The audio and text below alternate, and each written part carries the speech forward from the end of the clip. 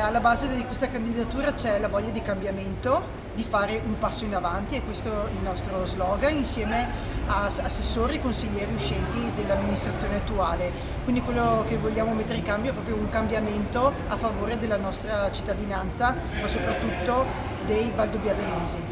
Quali sono i punti salienti della sua campagna elettorale? Noi vogliamo far rivivere Valdobbiadene attraverso appunto le giovani coppie, le famiglie, vogliamo investire su di loro, vogliamo che tornino a vivere a Valdobbiadene, abbiamo un sacco di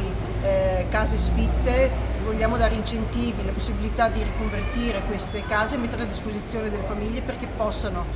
ritornare a vivere, a lavorare e a usufruire dei servizi che ci sono a Valdobbiadene, e questo può portare anche un miglioramento nel campo scolastico che sta vivendo un calo demografico importante, e quindi noi vogliamo far rivivere Valdobbiadene anche attraverso le frazioni che per noi sono importantissime quanto